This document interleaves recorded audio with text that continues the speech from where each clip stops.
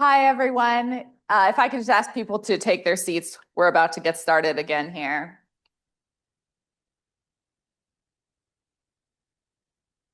Thank you so much to those of you who have stuck around for the entirety of our long event today. I'm Hilary Holbrow. I'm Assistant Professor of Japanese Politics and Society here at the Hamilton Lugar School. And I'm delighted to welcome you to the second panel of this conference. Our title is U.S. Japan Business and Economic Relations in Turbulent Times. We have three distinguished panelists joining us today.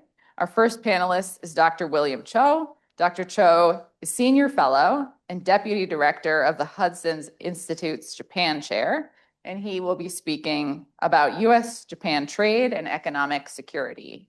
Our second panelist is Ambassador Hans Klemm. Ambassador Klemm is Vice President and member of the Board of Governors of the American Chamber of Commerce in Japan. He is also member of the Board of Councilors of the U.S. Japan Council, and previously he served for 4 decades in the U.S. Foreign Service, including as ambassador to Romania and to Timor-Leste. He received his BA from none other than Indiana University, so we're delighted to welcome him back today. He will be speaking on perspectives of the U.S. Business community in Japan. And last but not least, our third panelist is Mr. Hiroyuki Nakashima, who is Resident Executive Officer and Regional Head for the Americas of the Japan Bank for International Cooperation. And Nakashima-san will speak about Japan-U.S. business ties and Japan investment in the U.S. So we'll proceed in this order. I'll ask each panelist to speak for about 5 to 7 minutes, and I'll offer some questions to the panel, and then we can open it up to the rest of you. So without further ado, Dr. Chou. Great. Well, really glad to be here. I always heard great things about Bloomington Law in Ohio State. So glad to be here, and yeah, we'll see about tomorrow. So I'm so glad to be part of this panel on economics and economic security and trade because I oftentimes tell everybody security is the backbone of the U.S.-Japan alliance, but economics is its lifeblood. It's the reason why we have these person-to-person business interaction every day that shapes the contours of our relationship with the alliance. And so I guess I just want to quickly talk about sort of the state of the U.S.-Japan cooperation, economic relationship, and sort of challenges, and also some ways ahead. Am I? No, I had no idea. Sorry. There's a switch right on top. Is that working? That's working. Oh, great, awesome. But yeah, anyway. So I just want to quickly talk about issues in trade, economic relationships, economic cooperation, economic security. And so, look, both the United States and Japan are prioritizing a lot of similar goals in economics, right? They're both pursuing economic growth. They're both pursuing economic, security and also technological innovation. The Trump administration has made industrial revitalization a key priority. It's doing so through a combination of tariffs to rebalance the obligations of American allies abroad, both in terms of security as well as in trade, and also to encourage domestic investment in the United States, whether it's from American sources as well as from foreign sources. And then to help build resilient supply chains, certainly I think the president is very cognizant of the fact that his part of the reason why he has had such a challenging 2020 was due to the COVID epidemic and all the supply chain havoc that happened afterwards. And so I think building a resilient supply chain is a key priority for this administration. And then also to support American technological leadership, particularly in areas of AI. And so, looking to Japan, Prime Minister Takaichi has also made clear that economics is key to her priorities as well. Part of it is political. I think her party, the LDP, had suffered 2 or 3 election losses in the past year or so, partly because of economics, right? Because frankly, ordinary Japanese people were fed up over issues over cost of living or quality of life issues, and essentially why the LDP was losing was essentially a protest vote.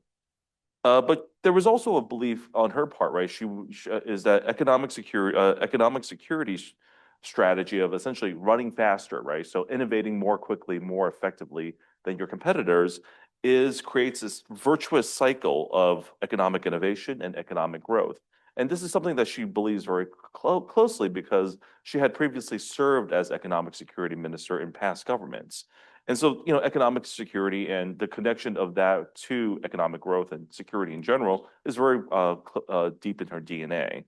And so there are shared priorities, right? Both countries have experienced disruptive Chinese economic coercion. Japan, obviously, back in 2010, when China cut off the export of rare earth minerals to Japan.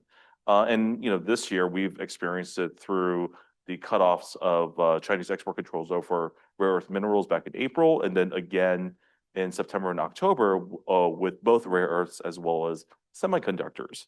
So we are all aware of how disruptive China can be in terms of choking the global economic system. There's also shared priorities in terms of energy purchases. Japan is the largest. America is, one of the largest natural gas producers in the world, and Japan is the top distributor as well as the marketer, building of infrastructure for these energy, these natural gas sort of infrastructure. And then finally, there's a priority in terms of building our industrial capacity together. However, there are some challenges. There are some uncertainties, right? So certainly stress. So tariffs, the trade deals that we've negotiated with the Japanese and many of our allies, as well as our other countries in our world, has created a great deal of stress and uncertainty, right? It's complicated supply chains. It's made for difficult decisions about, well, how much would it cost to make it here? Well, what about, these components that we have to import? That's created some regulatory challenges as well as just stress in the relationship.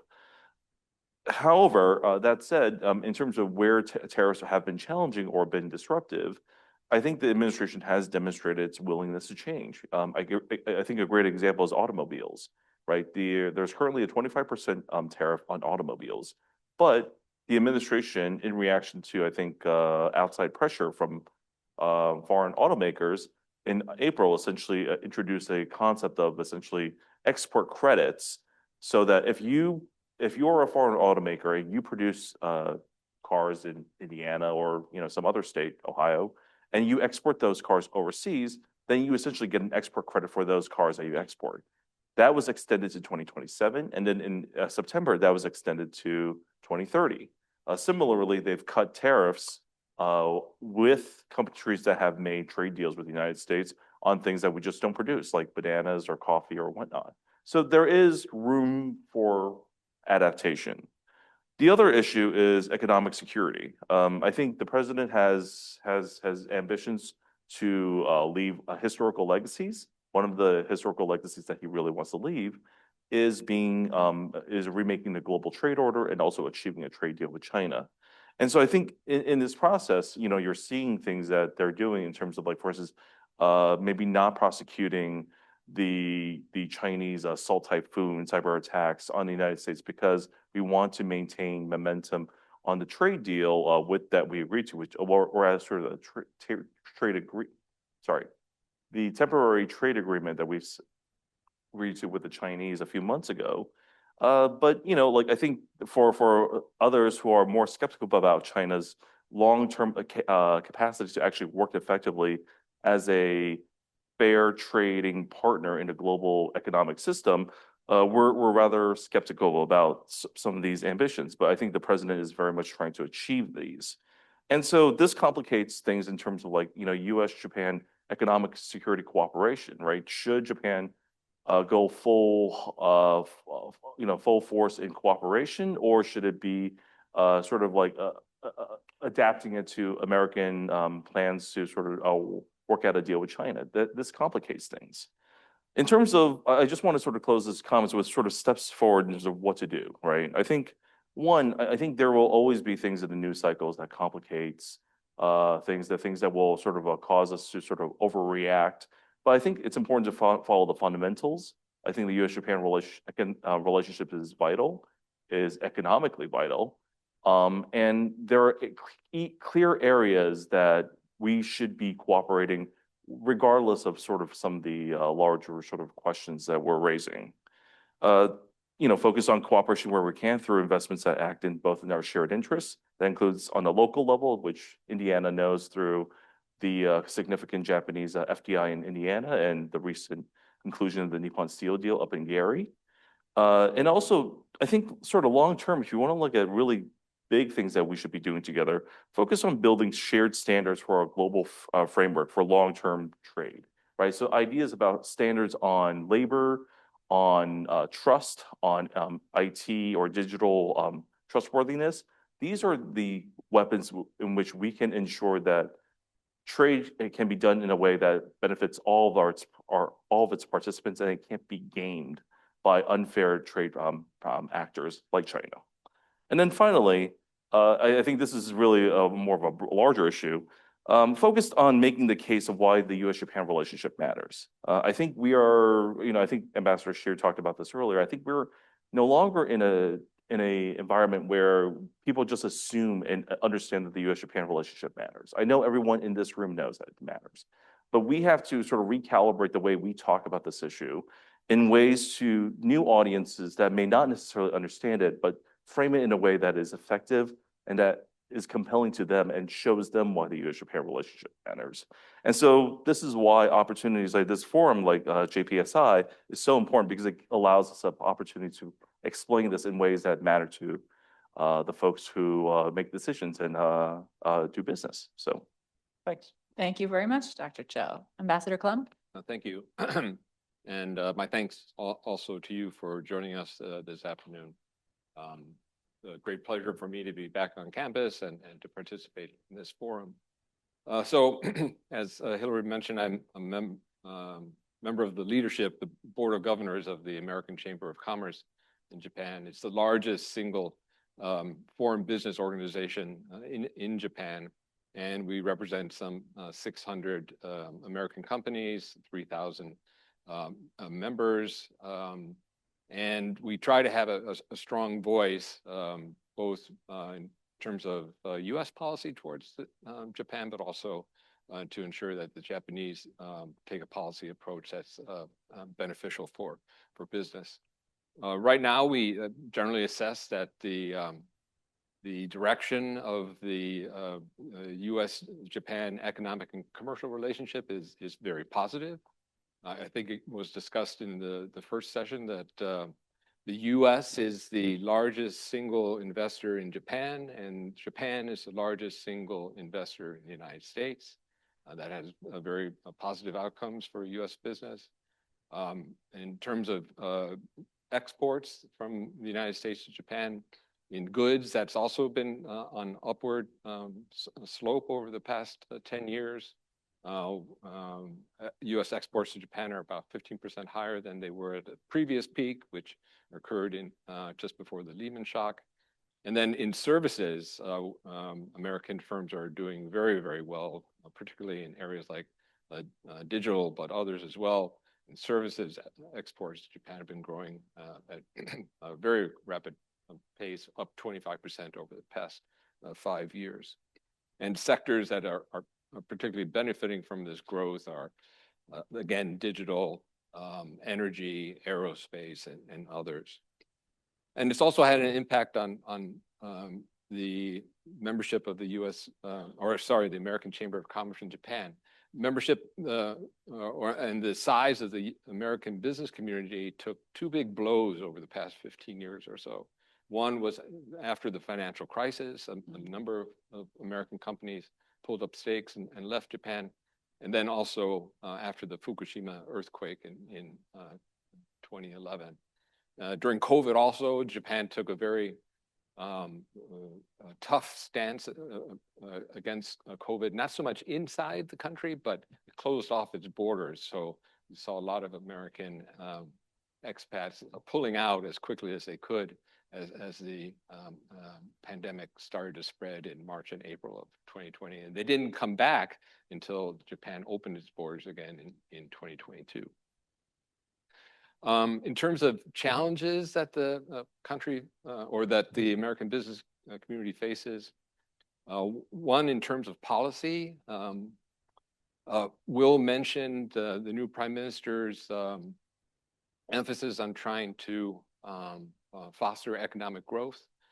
She set up a new government panel on economic growth strategy and has identified 17 sectors that will receive special attention to, so that government and industrial policy can be focused on them to hopefully stimulate growth. However, this is all being done under a banner of Japan first. Just as we're doing it in the United States under America first, they're taking the same approach.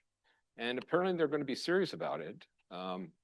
Up until Sunday, I represented the American pharmaceutical industry in Japan.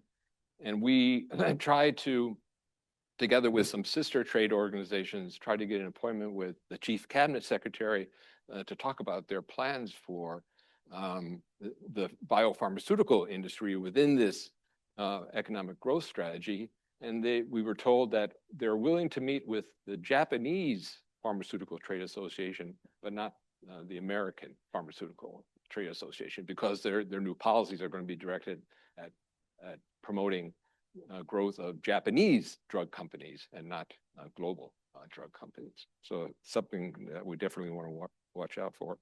And other challenges are more structural in nature, and the big one, I think, is demographics. Japan is a rapidly aging and shrinking society. This has big impact on talent. We're finding it very much more challenging to find skilled personnel in, for example, financial services, research and development more broadly. The hospitality industry is very much challenged by the shrinkage of the labor force. I was told earlier the Hotel Okura was mentioned, which is one of the top 5 stars hotel in Japan. And I was told once earlier this year that they keep 25% of their rooms unbooked because they don't have the staff to support additional guests coming to their hotel. 25%. Opportunities. The American Chamber of Commerce very much welcomed the agreement that resolved the reciprocal trade negotiations that were taking place over the spring and summer. Also welcomed the investment package that was agreed by the 2 governments and that was formally signed when President Trump visited Tokyo in late October. That probably won't have as immediate impact on American companies operating in Japan, but nevertheless, it improves the overall environment. And in some sectors, particularly like energy, I think some companies like GE Vernova were very, very, very much welcome the pact because it's going to have a very positive effect on their bottom line. Other sectors that see growth prospects in Japan are financial services, autos, digital. The U.S. cloud service providers really dominate the Japanese market, and it's very much a growth area. Critical mineral supply chains, shipbuilding, and then also agriculture.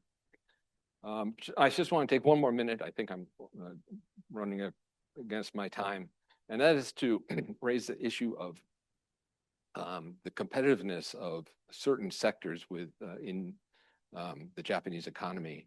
We've been talking all day long about the importance of the U.S. Japan strategic alliance. For that to work, in addition for additional Japanese resources to come into the alliance and so forth, we also need a strong alliance partner with a strong economy.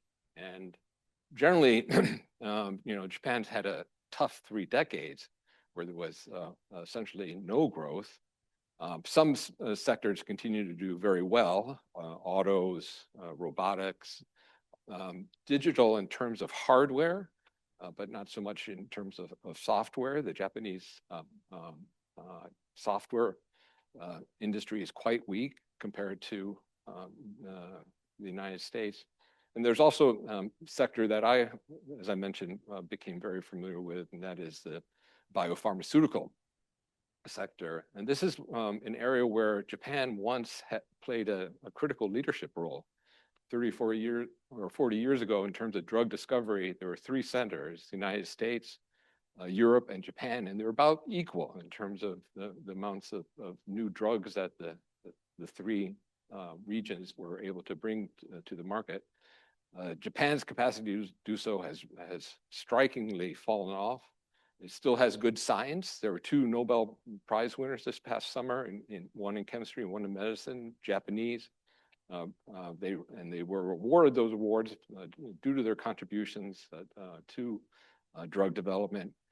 But overall, there's been stagnant or declining investment in research and development, declining drug discovery, declining clinical trials, and a seriously growing drug loss, where the Japanese patients do not have access to medicines that are available in other markets around the world.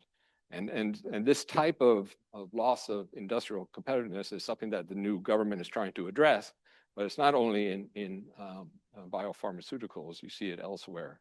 And it's something that the U.S. business community is concerned about, given the importance that these sectors can play in terms of strengthening the overall competitiveness of this very important ally that we have, Japan. Thank you. Thank you, Ambassador. Nakashima-san. Okay. 皆さん、こんにちは。I'm very honored to be here.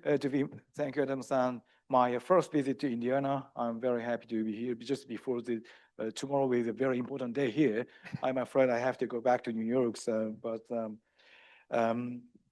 First of all, maybe I want to introduce myself. I'm Hiroyuki Nakashima. I'm working for Japan Bank for International Cooperation, JBIC, for more than 3 decades.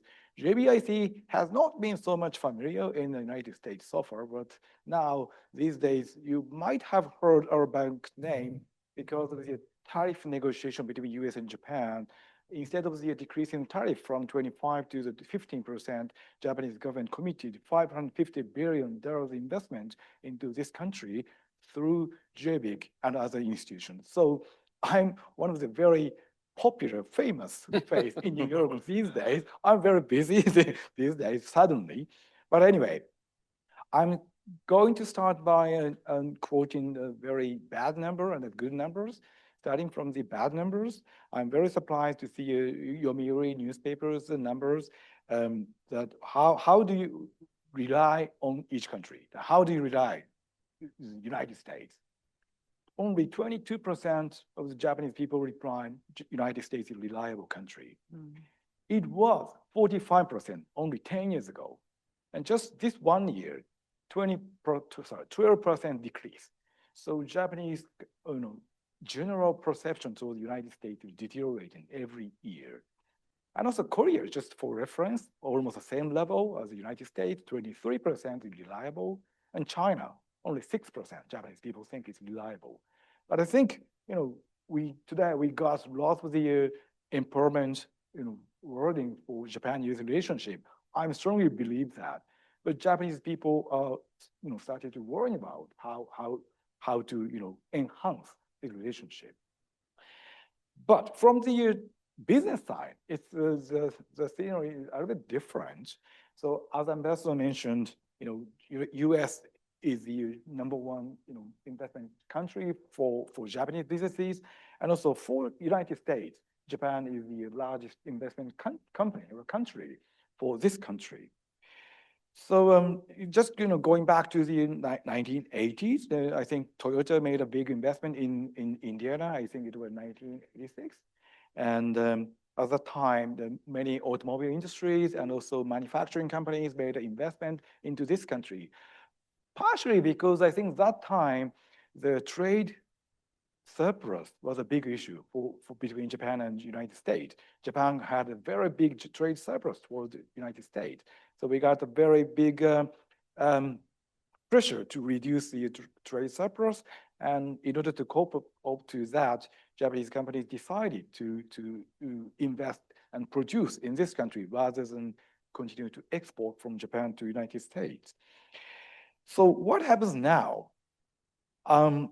I'm very happy to share this number that we JBIC conduct surveys to Japanese manufacturing companies every year.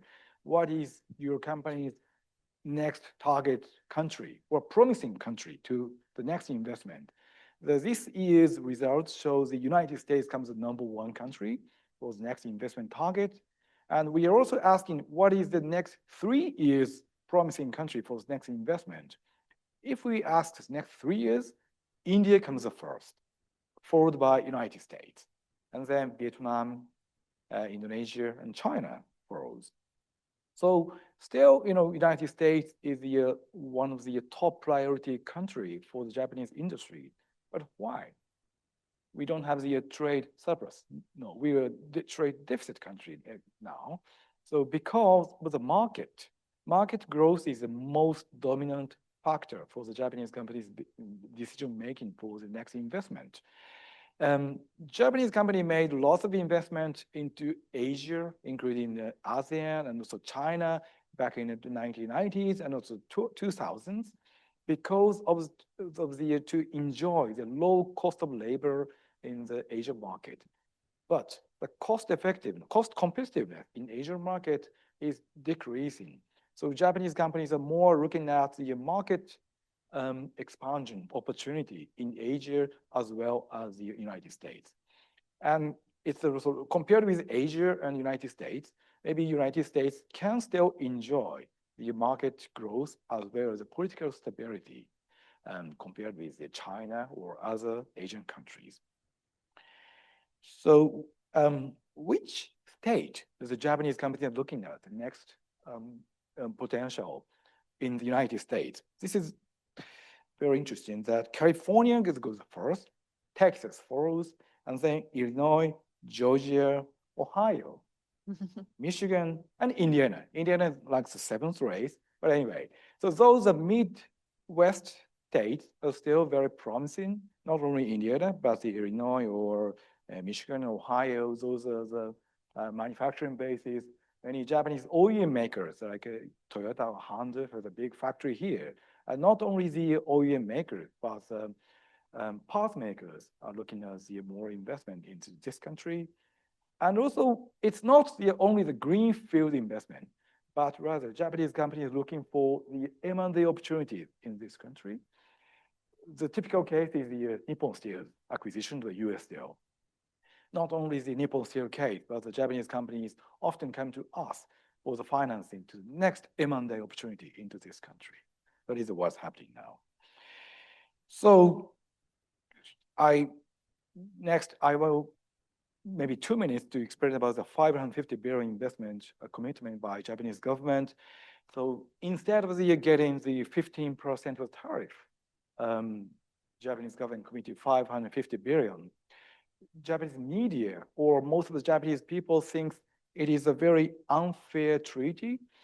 So why Japan have to give money to President Trump or give money to American people? But we don't think that way because this is not the grant. This is not the just giving money to.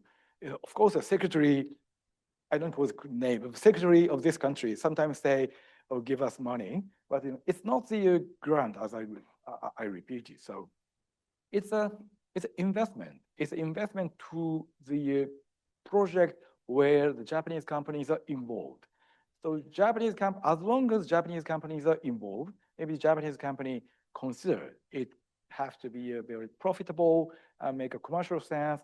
And from the financial point of view, JBIC, we can also provide the financing as long as that project is bankable. So we cannot, provide financing to the project only where that American very powerful guy wants to bring money to his friend's company. It's not impossible. It's not possible. Only the bankable project we can finance. That is the basic scheme where the 550 billion works.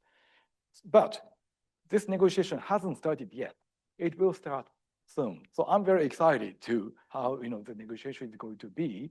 But what is more important is through utilizing this 550 billion money, it's a big money for Japan. We want to make it mutually beneficial. not only for America, but also for the Japanese industries. I think this is a very big chance or opportunity to both countries. And thanks. Thank you very much for those insightful remarks. So as the first question, I'd like to invite all three of you to talk a little bit more in depth about how U.S.-Japan business ties play out specifically in our state of Indiana and the Midwest more generally. It was heartening to hear from Nakashima-san that Indiana, is in the list of top states that Japanese businesses would like to invest in. So I'd like to hear a bit more about what is attractive about the Midwest as a site of investment, and perhaps from Ambassador Klemm about companies based in the Midwest operating in Japan as well. Oh, thanks. Just to supplement Nakashima-san's comments a little bit, although looking at future investment intentions, perhaps Indiana is only ranked number 7. My understanding is that on a per capita basis, Japanese investment in Indiana is higher than in any other state. And it's primarily, or at least plurality of that investment is in the manufacturing sector. And so what I would anticipate is as Japanese investment increases in terms of flow into the United States as a result of the $550 billion Trump agreement or otherwise, that Indiana is definitely going to get its share, and particularly if it's primarily manufacturing, Japanese manufacturing companies that are going to increase their footprint as a result of these agreements. Thank you. Dr. Chou and Nakashima-san, do you have any more to add? Yes, I echo your ambassador's comments that the industrial structure of the Midwest state is very similar to Japan.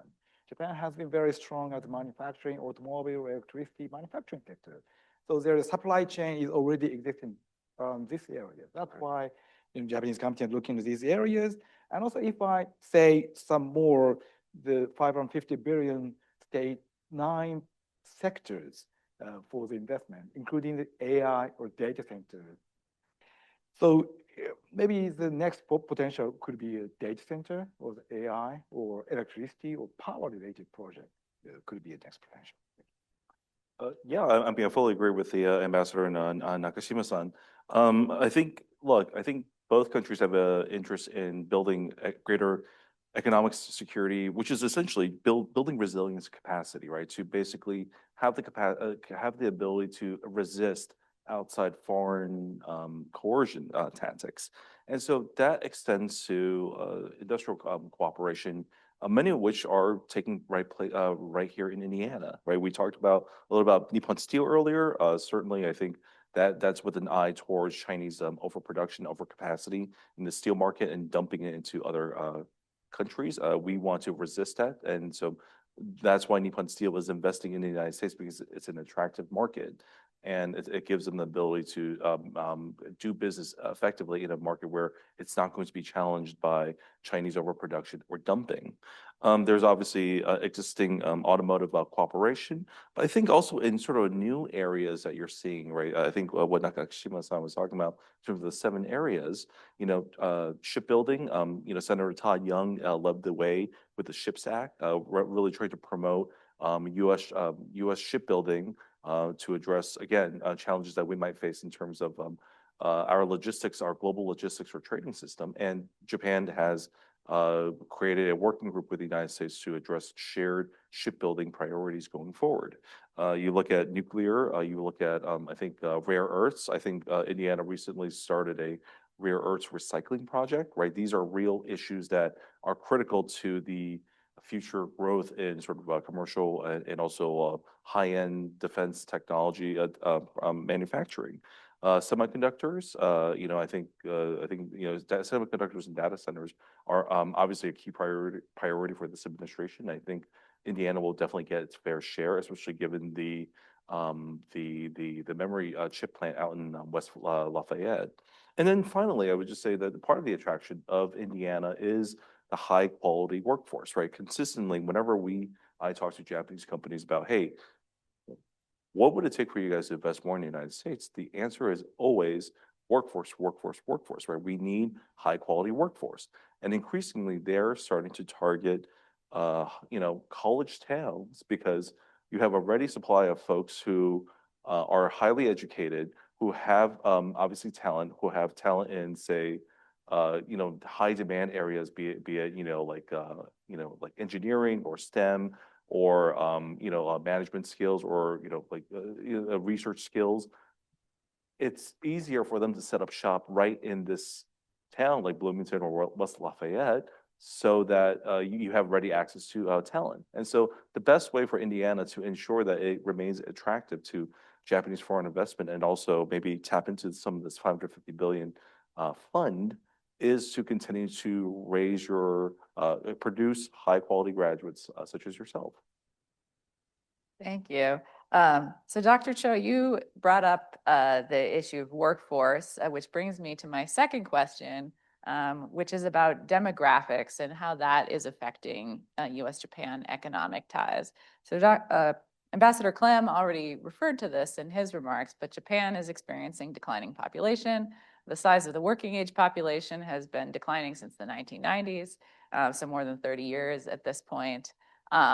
And the U.S. also has below replacement birth rates. On top of that, there's also been a reduction in immigration. So how do these demographic trends affect the future of U.S.-Japan economic relations? So I would say that in terms of demographics in the short term, or at least as far as I can see, I mean, demographics is a major reason why Japanese companies are so invested in investing in the United States, right? They've expanded so much of their production to the United States because the United States, as Nakashima-san described, is a growing, large, developed market with a highly competitive and highly high-end technological sort of market that appeals well to Japan's own skill set. And so that's why the United States is such a attractive market to invest in for Japan, right? And it's partly a reaction against Japanese demographic challenges. In terms of, but that does raise sort of long-term questions that both countries face in terms of workforce development. And I think that that's something that, I think Japanese companies complain about workforce.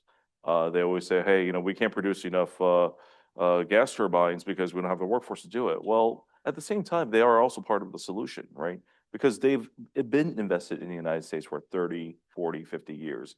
They have experience working with American workers and training them and skilling them up and giving them and providing high quality jobs that they can then either stay at that firm or to go to a different firm, and overall raising the quality of American workforce. And so I think they are part of the solution.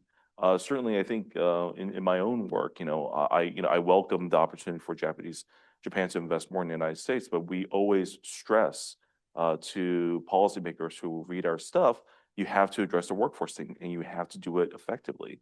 And the Japanese are part of the solution. You have to work effectively with them. But this is going to be a whole of government solution that involves public-private partnerships, but also cooperation on the federal, state, and municipal levels. And that's a huge challenge. Would either of you like to weigh in on this as well? Just a little bit, maybe. I don't think I can improve on what Will said in terms of the impact on U.S.-Japan relations. But I just want to know one kind of spillover effect of the demographic decline in Japan is the growing debate that's occurring in Japan around immigration. There are a couple of factors that are driving the immigration debate in Japan. One is the incredible surge of foreign tourism that's come into the country over the past decade and has really took off again after the end of the pandemic. Another is the increasing numbers of foreigners who move to Japan to work. If you go to any convenience store, you're likely to, the sales clerk is likely to be Taiwanese or Chinese or from Southeast Asia, or actually a lot of South Asians recently, and that's causing rising concern. And then the a really boom of investment coming from China into the Japanese property market, particularly in the big cities like Tokyo and Osaka, that's generating a really surge in rental prices that's driving Japanese who either want to get into the rental market or buy a first home are finding it increasingly expensive to do so. This is something that the American business community is very concerned about. The Chamber's actually set up a special task force to try to get our voice and hopefully shape the debate on immigration within Japan in a direction that's positive and not negative. We've already had an initial meeting with the Ministry of Foreign Affairs on the topic. So it's something that the U.S. business community is tracking very closely. So just to follow up on that point, what is the immigration policy that the American business community would like to see? One that is very much more favorable for Americans or foreign labor to come into Japan and to work, especially in more productive sectors and not just retail.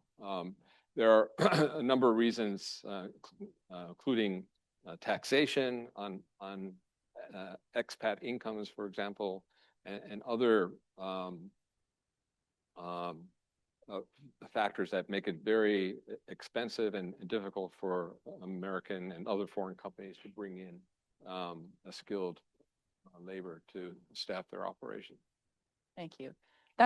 Nakashima-san, do you have anything to add on demographic issues? Almost covered. Japanese companies are looking at the market evaluation, so that's the reason why not only in Japan but also looking at the investment target to the United States as a big market. But also when I talk about the immigration policy in the United States, I expect that visa policy of this country will be amended, because not only the unskilled labor, but the skilled labor, now very United States is so limited, which will prevent the Japanese companies more investment into this country. Every time I go to the Japanese companies affiliate or factory in this country, they are very much suffering from securing the unskilled labor and also the skilled labor as well. So that is a very headache now. It's interesting that Japanese companies want the U.S. to increase immigration and U.S. companies want Japan to increase immigration. Will, did you have something? I just had a quick note about actually, so just to show how economics and economic security and immigration are all integrating, the ambassador in Nakashima-san will know, the economic security minister is also the one who's in charge of the foreign immigration issue as well. So really just tie everything back together. Good point. Thank you.